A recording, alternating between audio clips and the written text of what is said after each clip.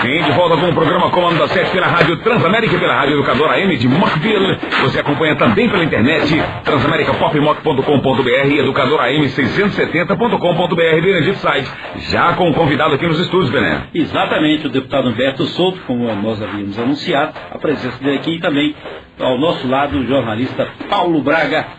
Acompanha essa entrevista e, claro, os ouvintes aí monitorando e também mandando as perguntas para o deputado Humberto Souto. 3218-5050, pode ligar e mandar sua pergunta para o deputado Humberto Souto. E assim como o jornalista Paulo Braga vai bombardeá-lo de perguntas aqui. Bombardear vai ser agora. Rapaz, segura o pé. Deputado Humberto Souto, durante a semana deu-se um imbróglio aqui em Montes Claros. Nós falamos até sobre a questão da saúde, que está no CTI, em estado de coma. E agora a prefeitura mandou um projeto para doação do terreno para a construção do hospital de trauma, que o governo já garantiu 110 milhões, o governo do estado, mas depois o projeto foi retirado. Será que a saúde pública não merece ser contemplada como mais um benefício, ou o que está passando na cabeça da administração municipal? Bom dia, Said, bom dia Lu, bom dia Ney, bom dia Paulo Braga, bom dia ouvintes, bom dia Montes Claros, bom dia região. É um prazer estar aqui novamente com você para falar um pouco sobre os problemas da região, do Brasil, de Montes Claros. Mas Montes Claros virou tanta notícia ruim que acaba tomando nosso tempo todo falando sobre apenas Montes Claros. Mas é importante, eu acho, falar um pouco sobre Montes Claros. Uma cidade completamente abandonada, uma cidade que está, como está Montes Claros, precisa falar mesmo um pouco sobre isso, é preciso chamar a atenção, puxar as orelhas, é preciso mostrar às pessoas que o povo está assistindo e acompanhando. Agora, com referência a esse problema do hospital, foi estarrecedor essa notícia, foi um negócio assim estupefato. Ninguém podia entender, podia compreender que um prefeito municipal, numa cidade que tem a carência de saúde que tem Montes Claros, inclusive por culpa da própria prefeitura que não repassa os recursos para os hospitais, com referência à urgência e emergência, chegasse ao ponto de retirar o projeto. E olhe bem, eu preciso esclarecer uma coisa, esse terreno já não é mais da prefeitura, esse terreno foi negociado pela Santa Casa, a questão de um ano atrás, ou mais, uns 2 anos, com referência ao débito que tinha a prefeitura com os hospitais, a prefeitura com o Hospital da Santa Casa, e ela transformou parte daquele débito, ou mais daquele débito, em pagamento do terreno. Esse terreno já está com a Santa Casa, já está de posse. Eles já, inclusive, fizeram algum trabalho naquela região. Não sei se você se lembra que começou um trabalho até com tratores. 2011. Acertando o terreno e tal. O problema é que há 2 anos nós estamos lutando com o governo para aprovar o projeto e liberar os recursos para fazer a obra, que é a coisa mais importante que Montes Claros tem, é um problema de saúde que está um caos. Está um negócio assim de açougue, um negócio que você não compreende como é que pode chegar a esse ponto. A gente compreende, porque se você faz tudo com recursos, se você não dá os recursos necessários para a saúde desenvolver, acaba acontecendo isso mesmo. Mas é tão grave o problema da saúde que você não podia admitir que um prefeito fosse dificultar a construção desse hospital. Esse hospital é um hospital importante, porque é um hospital de traumas. Ou seja, é uma maneira de você desafogar o processo e o problema de saúde pública de Montes Claros.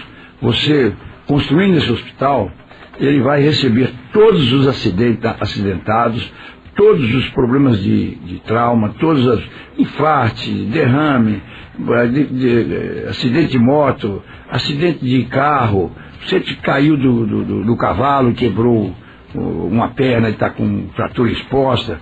Ele, em vez de ir para os hospitais comuns, ele vem diretamente para esse hospital regional. Porque é um hospital que não é de Montes Claros, é um hospital de todas as cidades. Montes Claros vai sediar esse hospital.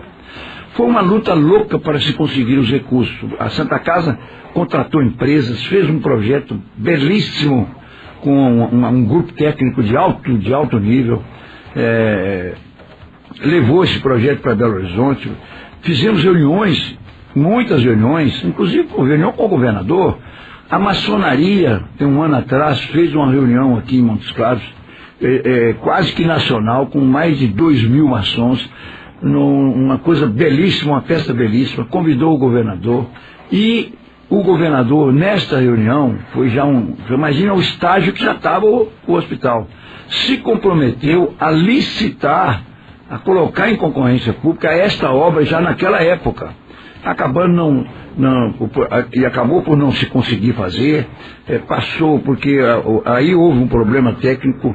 O hospital, além de arquitetura normal para se fazer a obra, tem que passar por departamentos técnicos da Secretaria da Saúde e Ministério da Saúde para adequar o hospital às exigências sanitárias e etc. E de funcionabilidade do hospital, tudo isso. Pois bem, em decorrência disso, ao examinar isso, parece que ocorreram algumas modificações, alterações, que atrasou-se a obra, mas o governo está cumprindo a promessa de fazer a concorrência da obra, neste governo ainda, dos 100 e tantos milhões que virão aportados para a construção da obra. Surpresa, porque na hora que foi examinar o processo, parece que faltou a escritura.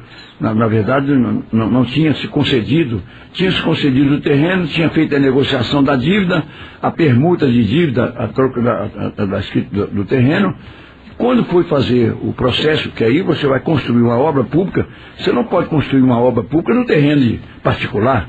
E aí, ou no terreno de outra entidade, você tem que construir a obra pública no terreno público.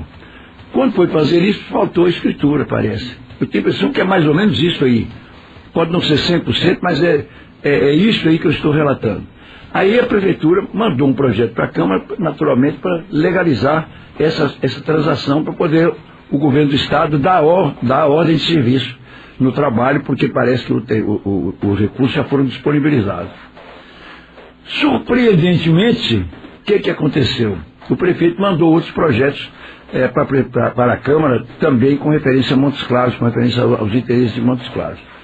Um deles era legalizando uma PPP, negócio de público-privado, um sistema que se faz obras fazendo uma associação do público e do privado para fazer a obra, uma parceria.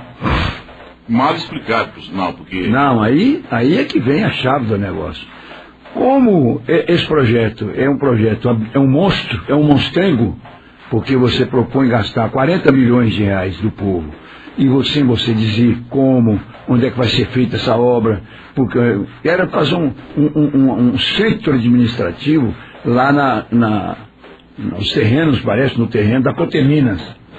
Com isso, mas não tem detalhamento.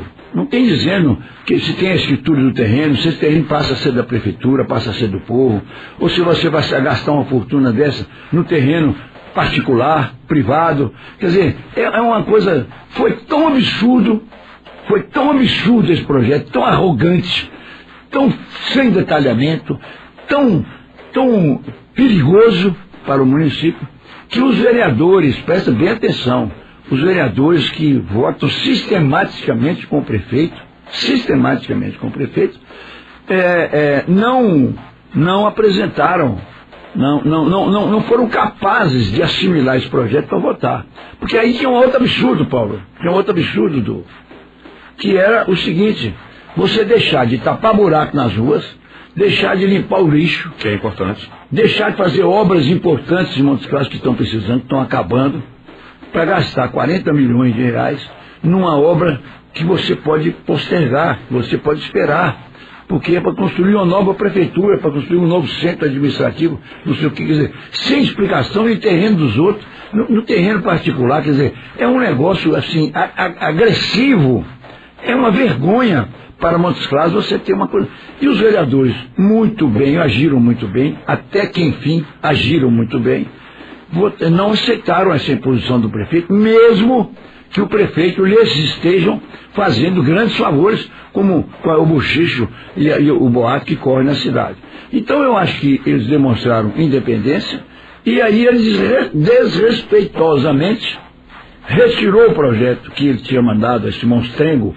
Naturalmente ele desistiu disso, porque ele viu o absurdo que ele estava fazendo, e por vingança disse, olha, o projeto que eu mandei para legalizar o negócio do terreno, para fazer o hospital, eu também vou retirar. E aí... Deputado, não, ele reenviou o projeto que foi derrotado, reenviou o projeto do PPP, e quer passar esse projeto na frente, sendo que ele já foi votado. Não, deixa eu explicar. Mas ele retirou, e aí retirou todos, isso foi anterior, 2 dias antes, e disse, agora só remeto os projetos todos, inclusive o do hospital, se vocês votarem antes o projeto do PPP para construir os 40 milhões lá na Coteminas. Quer dizer, e isso é que aconteceu. Ele retirou, mas anteriormente, posteriormente, ele veio com a chantagem. Qual é a chantagem? Só manda o projeto do hospital se aprovarem antes o projeto da PPP, que é o projeto dos 40 milhões de reais. Isso é um assinte, isso é uma agressão, isso é uma irresponsabilidade, isso é uma malandragem do prefeito em chantagear a Câmara para fazer isso. Por que é chantagear? Porque todo mundo sabe a necessidade do hospital. Então ele, sabendo a necessidade do hospital, ele disse, eu só mando o hospital se vocês aprovarem o PPP antes. Quer dizer, isso é um negócio que não se faz, rapaz. Isso aí é pior ainda de que arrombar a porta da prefeitura para aprovar uma lei que ele queria, quando ele fez isso há 1 ano atrás. Quer dizer, para pegar dinheiro. Para arranjar dinheiro. Então, isso é um negócio para pegar dinheiro e... Pegar no banco. É um absurdo isso, quer dizer... De novo? Mas dá tempo... É uma brincadeira, você tem um prefeito que permite esse tipo de observação. Então, é uma agressão à sociedade, é uma agressão à cidade, é uma agressão à região. Você não adianta você estar como é que chama? Cooptando prefeitos, ex-prefeitos e etc. da região para eleger a mulher deputada, se você não cumpre pelo menos o dever primário de mandar um projeto para legalizar um terreno, para receber um hospital de quase 400 leitos, de 200 leitos inicialmente, passando para 400 leitos, que vai solucionar o problema da saúde pública de Montes Claros da região. Então, quando vocês falam, voltando aí à primeira pergunta, quando vocês falam que a saúde pública está um caos em Montes Claros, nós poderíamos resolver esse problema com a construção desse hospital, que é um trabalho que nós estamos fazendo, e não sou eu não, sou eu, outros deputados e outras lideranças, o Dom José Alberto, fez discurso no Palácio, numa reunião que fizemos, agradecendo o governador por essa verba. Quer dizer, um negócio que está envolvido entidades importantes, a Câmara, os políticos todos, a sociedade, a associação comercial, a maçonaria, de toda a região que está sentindo o problema da gravidade dos acidentes que não tem assistência, e um prefeito simplesmente, voluntariamente, hitlerianamente, né, porque isso é coisa de Hitler, isso é coisa de ditador, isso é coisa de pessoa que não tem noção das coisas, isso é ato de uma pessoa tão irrefletida, ou tão refletida para fazer a maldade, que você não pode compreender. Como é que um prefeito pode fazer uma chantagem dessa com a saúde pública, sabendo que as pessoas estão morrendo, que as crianças, os adultos, as pessoas estão morrendo nas filas dos hospitais, porque os hospitais não comportam atender a região toda e ainda atender Montes Claros. E você tem coragem de propor uma chantagem dessa, quer dizer, isso é um absurdo. Isso é o caos, isso é o retrato de Montes Claros. Isso é o retrato da administração. Isso é o retrato do voluntarismo. Isso é o retrato de uma pessoa que não tem respeito nenhum pelas pessoas humanas. E pior ainda, não tem respeito pela saúde e pela doença. Eu acho que isso sabe, é preciso que a população toda tome conhecimento disso para fazer uma avaliação. Porque isso é um caso de impeachment. Tanto assim que... Isso é um caso de afastamento do prefeito. Se a Câmara realmente quiser, é um caso de afastamento. É um caso que você não pode permitir que uma pessoa dessa continue dirigindo uma cidade que impede a construção do hospital. Vai ser importante, um hospital de 400 leitos que vai resolver o problema da região. Isso é tão incompreensível que se você contar isso a uma pessoa, e ele não conhecer a realidade, ele vai achar que é brincadeira, ele vai achar que é mentira, ele vai achar que não é verdade, porque não se concebe um negócio desse. Agora, se ele tiver vergonha, se ele tiver um mínimo compromisso com a sociedade e com as pessoas e com o povo, ele vai refletir sobre isso e vai voltar atrás, porque a Câmara não vai aceitar isso. Eu acho que é preciso mostrar à sociedade o que está acontecendo em Montes Claros. A maldade não estaria concretizada, porque os vereadores anunciaram, alguns vereadores comentaram, que a retirada do projeto pelo prefeito, ela pode deixar a cidade sem hospital, pelo menos esse ano. Nós estamos em ano eleitoral, há prazos para início de obras, de aplicação de recursos. Será que a maldade não foi feita? Volta, mas não vai ser... Eu não tenho certeza absoluta sobre esse ponto técnico que você está referindo, mas realmente é junho. O prazo para se iniciar uma obra é junho. Embora parece que a Santa Casa, um ano aqui atrás, ou agora há pouco, ele já começou a terraplanar o terreno, os tratores já teriam trabalhado lá, e se a obra tivesse sido iniciada, aí ela pode continuar. O que a lei diz é que você não pode continuar obra nenhuma depois de junho. Agora não sei se é princípio de junho ou se é fim de junho. Mas de qualquer maneira é um risco. Você tem razão, você lembrou muito bem aí. É um ano eleitoral, se você criar através dessa malandragem, dessa picaretagem que o prefeito fez, você pode realmente prejudicar a cidade, prejudicar a região e não poder começar essa obra esse ano. Detalhe, deputado, é que aqui mesmo os ouvintes estão já manifestando, uma obra da UPA de 24 horas no bairro São Geraldo está parada, e está parada há muito tempo mesmo. De UPA, né? E isso aí que o deputado até sugeriu, se fosse possível, né, a construção de 4, 5, para atender. Pequenos hospitais, não é apenas uma UPA. É mais do que uma UPA, é um pequeno hospital, que teriam médicos 24 horas, poderiam fazer partos, acidentados, pequenos acidentes, consultas, podiam ser desviados, podiam ser atendidos à população de Montes Claros através desses 5 hospitais pequenos, um em cada grande bairro.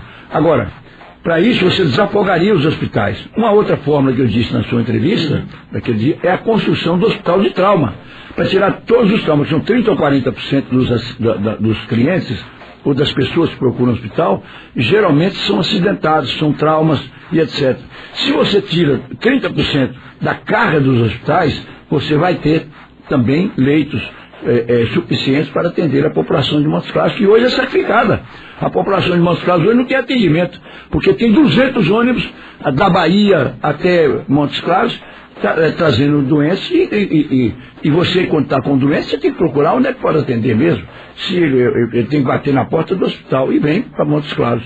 E nós temos que criar condições, e o governo tem que estar preparado para isso, porque Montes Claros é um centro, efetivamente, geográfico dessa região, e tem o dever de atender. Agora, para atender, tem que ter condição. O governo estadual deu o dinheiro para construir. A Santa Casa já fez o projeto, já pagou o terreno à prefeitura, e a prefeitura, que tinha que simplesmente legalizar isso, chantageia para poder aprovar projetos de interesses que você não tem conhecimento, você não sabe o que tem atrás, para construir um centro administrativo de 40 milhões de reais, quando você não tem tapado os buracos, você não tem capinado a cidade. Não vou parar nas obras não, estamos falando no outro programa. Porque o dinheiro que ele fala que tem em caixa de 110 ou 150 milhões de reais, com a metade disso você fazia tudo isso. Com 10% desse dinheiro você faz as avenidas do Pai João, com mais 20% você termina o Bicano, com mais 10% você faz o Sintra, com mais... e assim por diante. Com mais... você disponibilizando algum recurso para pagar a prefeitura que você deve com referência à saúde municipal, você melhora o problema da saúde de Montes Claros. Quer dizer, não adianta você chocar, galinha choca ovos, e o prefeito de Montes Claros choca dinheiro. Ele senta em cima do dinheiro, os problemas todos sem resolver em Montes Claros, e você fica arrotando, cacarejando, contando papo que tem 100 e tantos milhões, porque você demitiu 5 mil funcionários que estão aí passando fome. Então é um negócio horrível, é um negócio tão draconiano que é pior que Hitler. Eu não sei o que está acontecendo, aí sim, eu acho que você não pode só ficar falando mal também, quando você gosta de falar mal dos outros, Said. Você tem que também elogiar, aí você tem que elogiar a Câmara. A Câmara teve um papel importante em não obedecer o prefeito, que estava ele obedecendo, o prefeito manda, o prefeito não pede nada na Câmara não, ele manda, e quando não dá, ele quebra a porta. Então, os vereadores amedrontados faziam o que ele queria, e agora os vereadores levantaram a cabeça. Eu estava vendo agora que até o líder do governo, o porta-voz, o Valci, disse que vai pedir demissão porque não aguenta o tanto de desmando com o teu. Estou vendo no jornal aqui isso hoje, essa notícia no jornal. Quer dizer, é um negócio que se a gente contar isso em Brasília, contar isso no Rio de Janeiro, eles ficam achando que isso é uma brincadeira que a gente está contando, que não é verdade. Aqui o ouvinte está perguntando, ó, que como você falou, diante do último acontecido a respeito do Hospital do Trauma, o ouvinte quer saber como o povo colocou na prefeitura, como pode ser feito para tirá-lo de lá. É o impeachment. O impeachment. O vereador propôs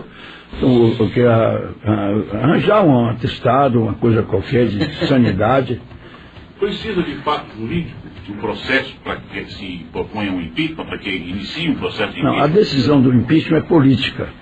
Você não tem que dizer por que você vai fazer. No processo jurídico, sim, você tem que ter provas, uma série de coisas. Mas no processo político, não. No processo político, você apenas entende que um conjunto de fatos determinou que essa pessoa não tem condição de dirigir uma cidade, ou um país, ou um estado. Se o povo pressionar os vereadores podem fazer o processo. Pode, mas eu não acho que nem essa é a solução, sabe, Paulo? Acho que não é o momento ainda para isso. Eu sou daqueles que acham que você tem que colocar e tirar na urna. Eu sou contra muito essa força de você querer tirar por impeachment, por alguma coisa. Mas realmente, se a Câmara entender que deve se fazer, a prefeitura pode fazer, mas eu acho que não deve haver pressão. Eu acho que o que o povo tem que fazer é pôr no voto, tirar no voto. Isso é que é democracia.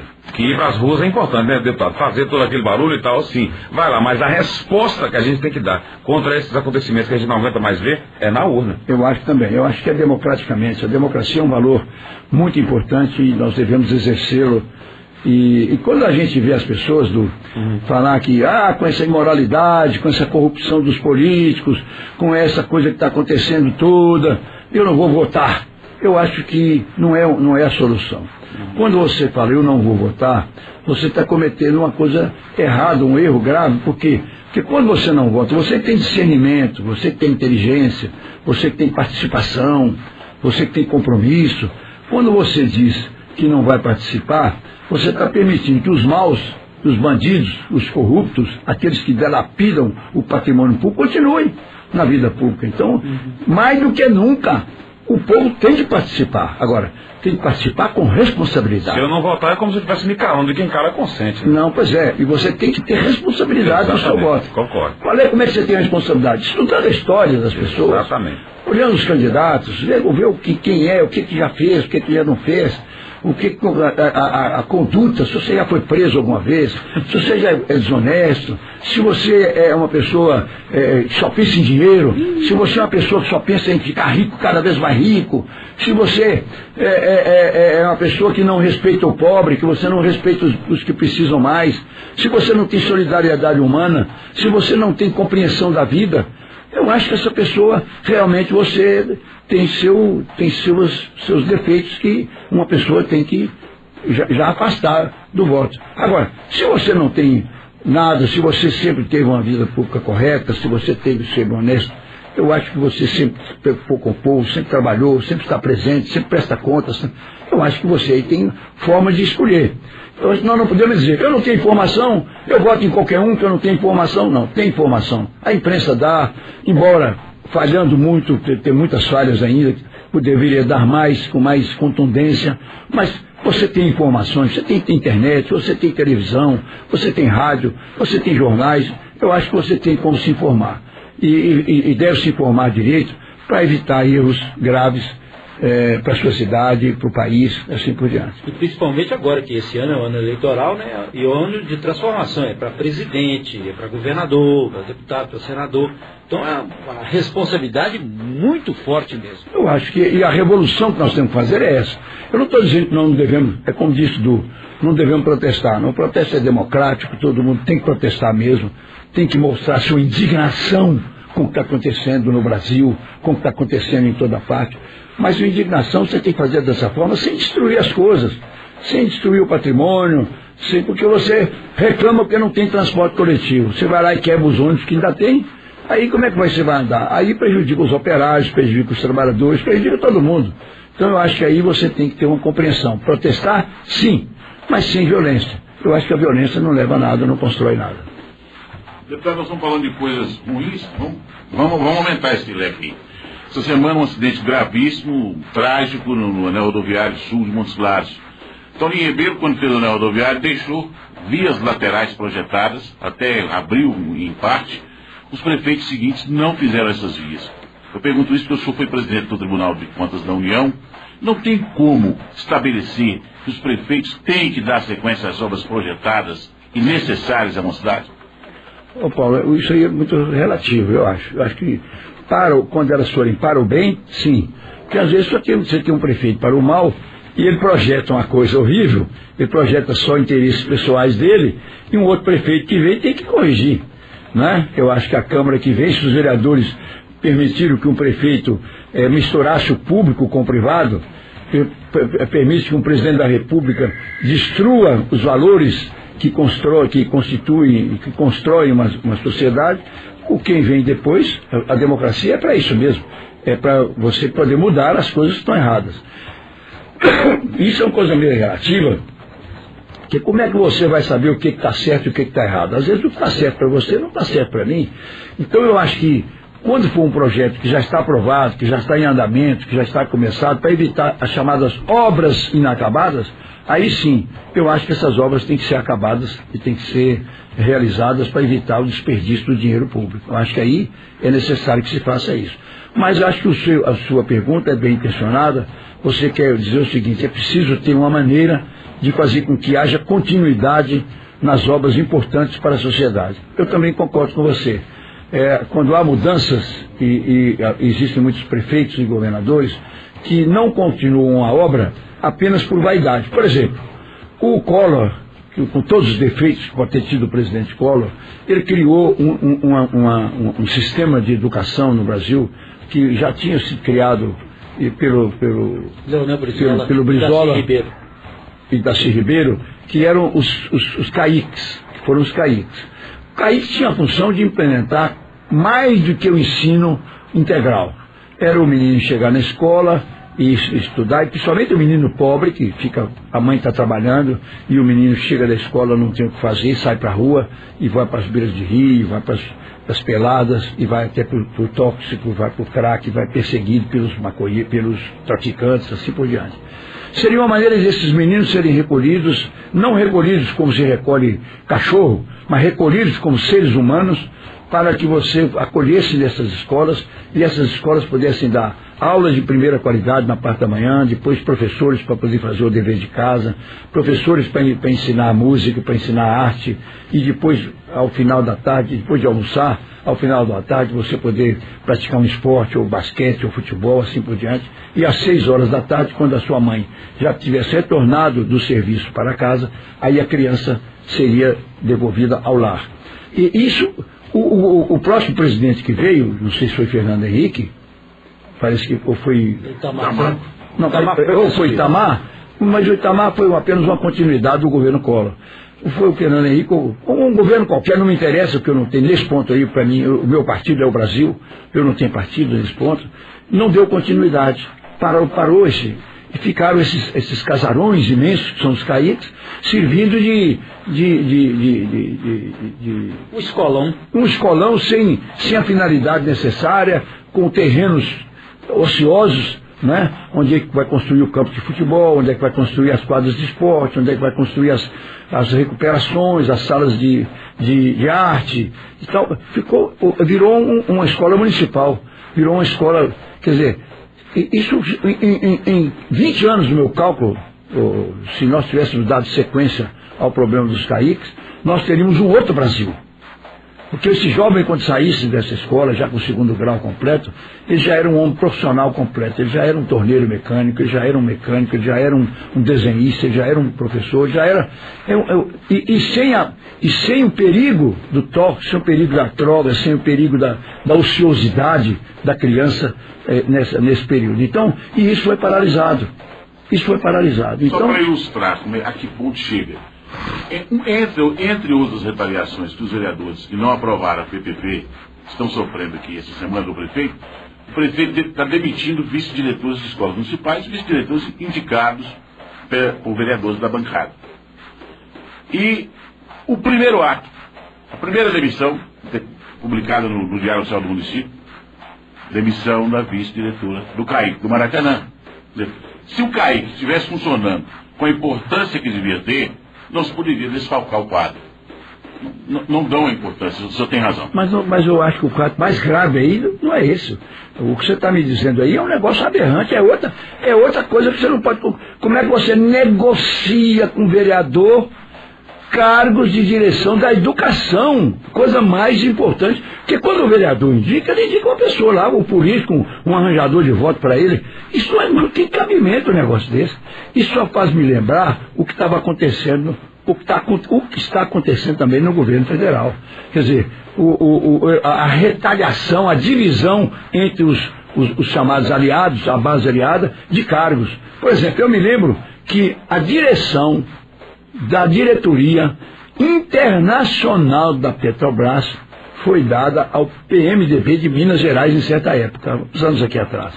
E era o deputado Fernando Diniz, aquela figura que vocês conheceram, que tinha o dever, tinha o direito de indicar esse diretor dos assuntos internacionais da Petrobras. Por isso é que a Petrobras está quebrando, por causa de coisas como essa. E agora você está dizendo que em Montes Claros a pessoa está trocando cargo de direção na escola a troco de apoio político. Isso é uma vergonha. Isso não tem cabimento, rapaz. Isso é a destruição da educação, é a destruição da coisa fundamental, da coisa básica, que é a formação da criança, a formação do homem. Você troca a troco de cargo político de apoio na Câmara. Eu prefiro calar, a vontade que se dá é de vir com a verborragia aqui, que o negócio não caberia na boca de um deputado, na boca de um político sério. Você tem que ter métodos e tem que ter controle. Mas é tão aberrante isso que você está falando, Paulo, é tão grave que a gente perde o controle. E a gente não pode perder o controle, a gente tem que ter o respeito. Não o respeito à autoridade que não merece. Não. É o respeito à população que está nos ouvindo. Exato. Como dando sequência aqui na entrevista com o deputado Bertotto, também com o jornalista Paulo Braga, e Benedito sai do Urso Polar, dando sequência aí, né? Benedito sai de volta aqui com o comando. Isso mesmo, rapaz. Olha aqui, uma moradora da Vila Santa Maria. Não existe lei nessa terra. Existe, tem que cumprir apenas, viu? Um abraço a você. A Mônica do bairro dos Funcionários, as atrocidades que acontecem em nossa sociedade hoje podem estar relacionadas à falta de aproximação das pessoas com Deus? Se não tem norte nem com Deus, do jeito que está aqui na terra, está difícil, né, Alberto? Eu acho que tem sim, há um afastamento sim, e é preciso que realmente, porque quando você fala Deus é uma coisa muito grande. Então, não é só o problema espiritual no sentido de crença, etc. É o exemplo. O exemplo são os 10 mandamentos que as igrejas seguem no sentido de você não matar, você não roubar, você não cometer injustiças, você não fazer isso, você não fazer aquilo outro. Quando você foge dos 10 mandamentos, quando você foge de Deus, que é o preceito de Deus, que é a palavra de Deus, é claro que você está fugindo para o mal. Você está fugindo para a perversidade, para a maldade, para a crueldade, para a falta de solidariedade e falta da desumanidade das pessoas. Então eu acho que Deus é importante, é fundamental, e realmente eu acho que é preciso que se aproxime mais de Deus para que as pessoas possam ter mais solidariedade humana. A Ravena do bairro de Lourdes, qual será a situação do Brasil com a saída do ministro Joaquim Barbosa? O que o deputado pensa a respeito disso? Eu acho que é uma coisa gravíssima, porque nós não sabemos por que ele está saindo. A presunção é que ele está cansado de tanta incompreensão. simplesmente porque ele quer fazer justiça, simplesmente porque ele quer punir os corruptos, porque ele quer punir os bandidos, e é função da justiça fazer isso, porque uma das razões da revolta da população é a falta de justiça, é a falta de punição, é a impunidade com referência à corrupção, com referência aos maus que estão tomando conta do país. E o desgoverno, a falta de autoridade, o Brasil está ficando ingovernável. O Brasil vai chegar a um ponto que você não tem segurança nenhuma, a violência campeando, o tóxico tomando conta do país. Então, realmente você fica tonto. E um ministro do Supremo que deu os primeiros exemplos, né? Porque quando a população dizia só vai preso o preto, o pobre e as três P's, né? Parece que era pobre, puta e preto. E um homem na presidência do Supremo Tribunal Federal toma isso a eito e efetivamente muda o quadro brasileiro, punindo autoridades, punindo pessoas que viviam zombando da população com tanta corrupção, com tanto desvio, com tanta malandragem, com tanta picaretagem. E esse homem, ainda na flor da idade, com 60 anos de idade, ele resolve sair do Supremo. Tem uma razão qualquer, claro que tem uma razão. Deve ser do desencanto, deve ser o cansaço, deve ser a falta de compreensão para alguns setores do próprio tribunal e falta de apoio. Não é da sociedade que está apoiando ele, mas é falta de apoio na estrutura, né, da justiça brasileira, pela sua morosidade também, pelos seus defeitos, pelas suas qualidades, assim por diante. Então, nós não sabemos agora que realmente uma figura como Joaquim Barbosa deu a relevância que precisava ser dada ao Poder Judiciário. É um chamamento da responsabilidade do magistrado, do Poder Judiciário com referência ao país. Porque também não adianta o delegado prender e você soltar por qualquer coisa. Não adianta o prefeito corromper, o deputado corromper, o delegado corromper, as pessoas corromperem as autoridades e a justiça não julgar também essas pessoas. E essa demora, essa morosidade da justiça, essa falta de compromisso também de resgatar a moralidade, a ética, né, o respeito ao dinheiro público. Isso também dá um desencanto, traz um desencanto nas pessoas. Deputado, essa semana saiu uma pesquisa do Transparência Brasil, um levantamento, mostrando que há muita concentração de poder em algumas famílias tradicionais, principalmente no Nordeste do Brasil. Essa concentração em famílias tradicionais, agora mesmo o donador, aquele deputado bandido que foi preso, está lançando o filho donadorzinho para deputado. Isso não contribui para esse estado de coisa toda, essa impunidade, essa violência? Contribui. Eu quero te agradecer por ter levantado a bola, porque você vê o que está acontecendo em Montes Claros. É exatamente isso. Uma pessoa começou com essa tendência que está demonstrando em Montes Claros, de arrogância, de potência, de senhor de engenho. Você imagina bem que é lançar a mulher candidata a deputado. E você vai varrer as ruas primeiro, vai tapar os buracos, vai fazer as grandes obras, vai realizar os problemas de Montes Claros. Respeite as pessoas. Não, ninguém faz isso. Eu agora vou eleger minha mulher, minha família, porque eu quero ter mais poder, eu quero ser mais poderoso, eu tenho que ficar mais rico, eu tenho que ficar mais isso, eu tenho que ficar mais aquilo, porque eu ficando assim, eu amanhã posso competir mais, amanhã eu posso competir mais num país realmente de segregado, onde a pobreza é segregada, onde os ricos cada vez ficam mais ricos e os pobres cada vez ficam mais pobres. Então, é o aumento dessa concepção de que a riqueza pode levar ao poder, é que você acaba lançando sua mulher como candidata. Num desrespeito, porque as pessoas precisam compreender, nós não estamos contra o lançamento de candidatura de ninguém. O prefeito poderia ser um ótimo prefeito, que não está acontecendo, que é esse caos que Montes Claros está, mas o prefeito mesmo se fosse um ótimo prefeito. É preciso ter uma coisa que está no interior da gente, chama respeito às pessoas, respeito à sociedade, respeito à população. Como é que eu exerço esse respeito? Olha o desrespeito.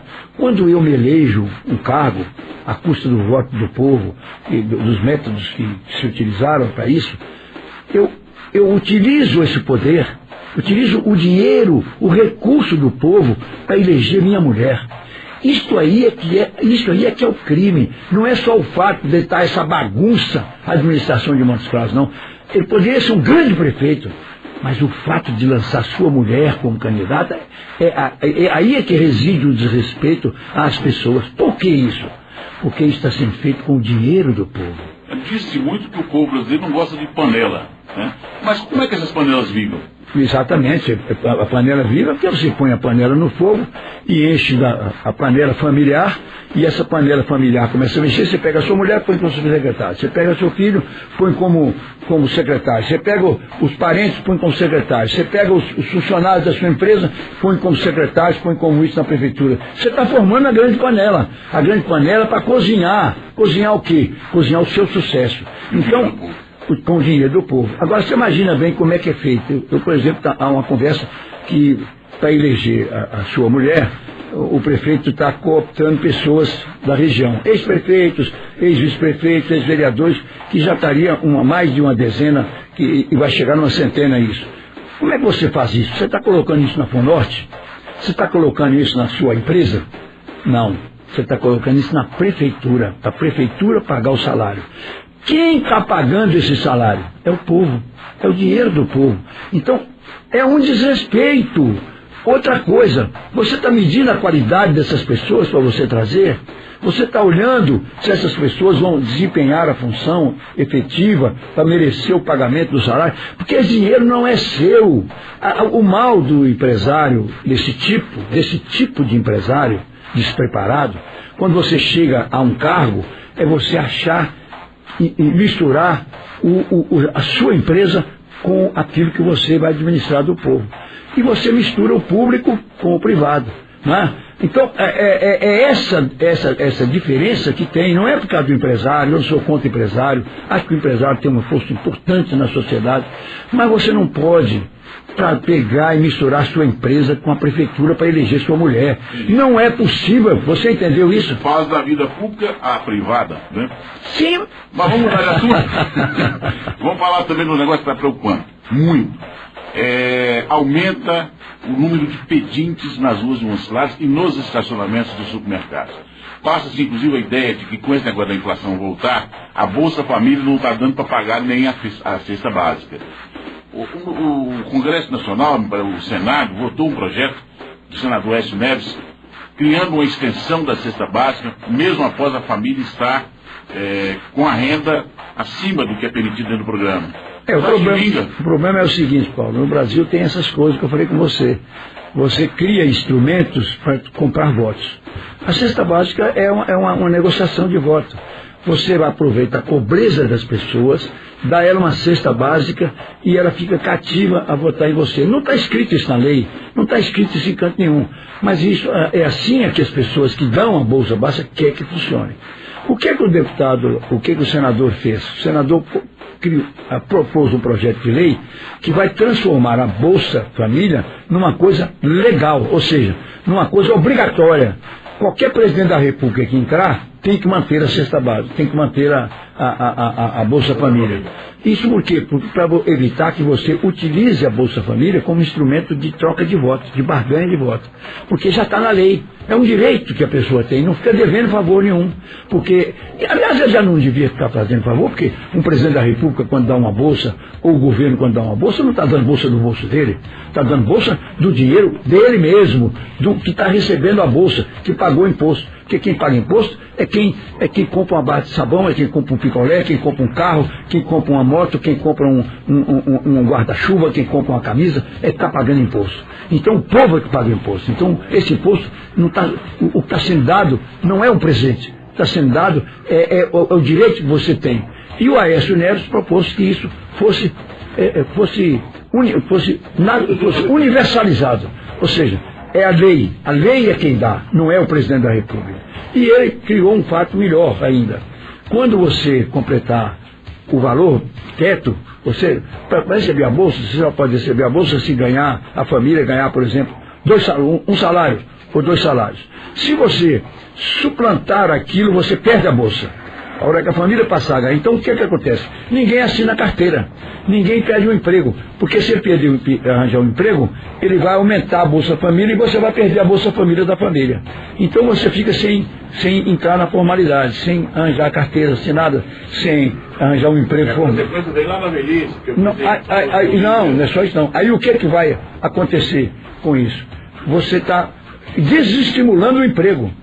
Então o AES propõe o seguinte: mesmo que você atinja esse teto, porque arranjou um emprego, você tem direito de continuar na Bolsa Família por mais 6 meses, até que a família se adapte à nova situação de empregos e de trabalho, assim por diante. É um grande projeto que já foi aprovado na comissão do Senado e agora vai para o plenário, e eu tenho a impressão que os senadores vão aprovar, porque é um negócio de direito. Para quem ganha uma Bolsa Família não ficar devendo o voto. Para quem ganha uma Bolsa Família tem independência, porque é um direito, é o dinheiro do povo que está pagando, não é dinheiro de governo. Então foi muito importante esse projeto. Agora, a panela é o que você disse, a panela é a panela familiar. Eles fazem uma simbiose, fazem um exemplo do panelão, é para mostrar que quando você vai eleito, quando você bota muitos parentes para serem políticos, para aumentar o poder da sua família, né? No Nordeste, como você está dizendo, existem muitas essas coisas. Aliás, saiu uma reportagem que 60% dos políticos colocam os seus parentes nos lugares e tal, que é um absurdo, é um desrespeito, e nós estamos, naturalmente, pela nossa proximidade com o Nordeste, o prefeito está imitando isso, que é um absurdo, né? Mas está acontecendo. Então, a panela é isso, é a panela familiar, é o panelão. Você mexe a panela para colocar os parentes dentro da panela. A panela é a prefeitura. A panela é a prefeitura, onde você vai colocando as pessoas, desrespeitando, para poder eleger sua mulher. E isso é uma vergonha. Deputado, nós estamos chegando ao final da nossa entrevista, mas tem algumas pessoas aqui, inclusive algumas sempre eu percebo, que tem muitas perguntas voltadas para uma questão particular. Isso é sinal de que as pessoas estão desamparadas.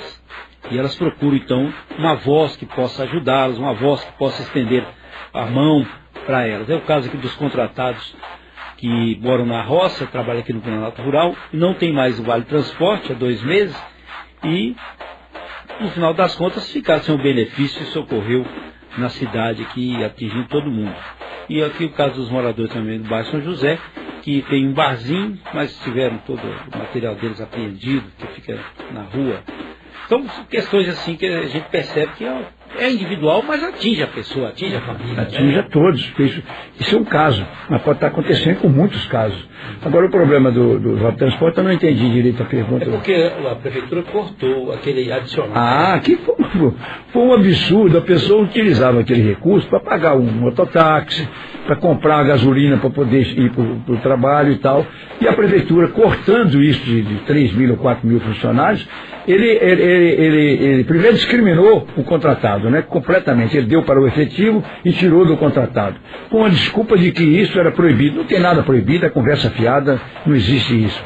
E com isso, você jogou o dinheiro todo nas empresas de transporte, obrigando a pessoa... O Robin Hood é o contrário. Tirou do bolso do trabalhador e colocou no caixa do empresário. Exatamente. O Robin Hood é o contrário.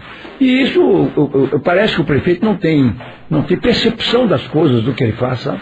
Porque isso é um crime contra as pessoas que precisam. Eu tenho conversado com muitos funcionários que têm me procurado, pessoas contratadas, que diz que com isso ele teve que diminuir a comida. Ele teve que diminuir porque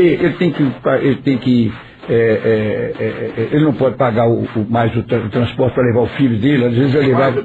Nesse mês agora, no dia 30 foi descontado de folha. Anteontem, quinta-feira, dia 5, ainda não tinha feito a recarga dos cartões de transporte.